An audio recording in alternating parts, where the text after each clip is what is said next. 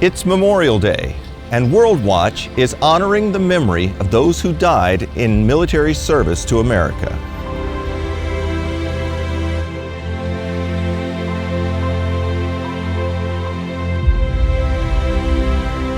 The red, white, and blue stars and stripes fly at half-mast today, but right below it, in many locations, you'll see a smaller black flag. It's the POW MIA banner.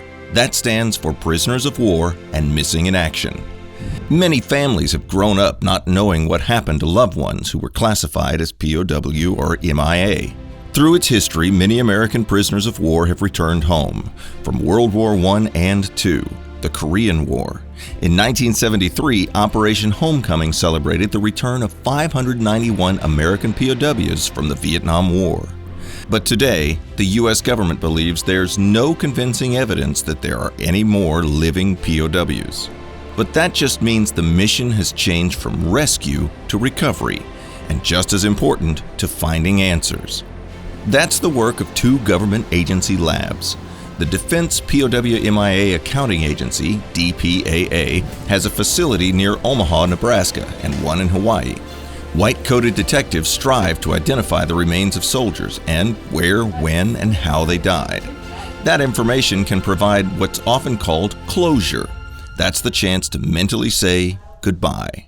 And that's important even for generations of family members who never even met their MIA relative. They may not even have been alive when that service member was alive, but that story gets carried down through the generations.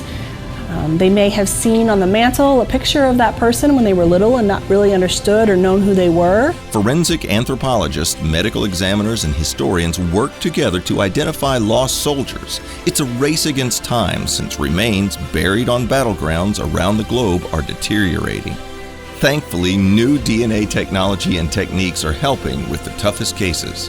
Around 4,400 World War I and 72,000 World War II soldiers are still unaccounted for, and another 10,000 from Korea and Vietnam Wars. Experts believe about half of those can potentially be recovered. The first year the Nebraska lab opened, 59 service members were identified, and they're solving close to 200 each year lately. But you can see how much work there is yet to do. That lab's efforts allowed Donna Kennedy to bury her cousin, Corporal Charles Ray Patton, with full military honors. Patton died 74 years ago during the Korean War. His body had been buried as an unknown in a cemetery in Hawaii. I ached. I mean, it hurt, you know. I don't know, I just felt so bad. Even though I didn't know him, I loved him. Often, when veterans who fought decades earlier are identified, people line hometown streets waving flags, holding signs to mark the return of their remains. These are individuals that gave their lives to protect our freedom, and they paid the ultimate sacrifice. So we're here holding that promise that we'll return them home to their families. It's interesting forensics. One of Kerry Brown's first cases was a World War I Marine.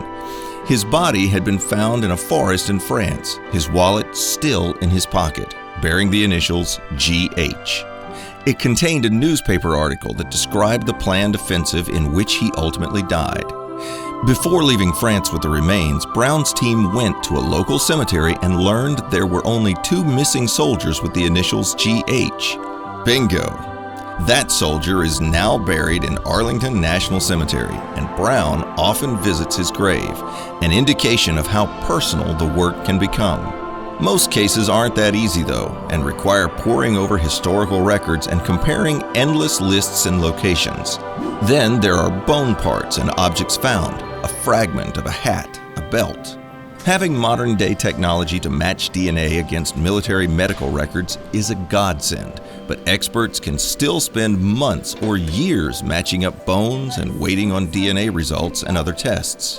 One test can even confirm if a person ate a diet of primarily corn or rice. That helps separate out the remains of American soldiers. You can see how complex and wide-ranging the clues can be. But one by one, they fill in the puzzle of an MIA's identity. And it's a puzzle that many families are grateful to see solved each year.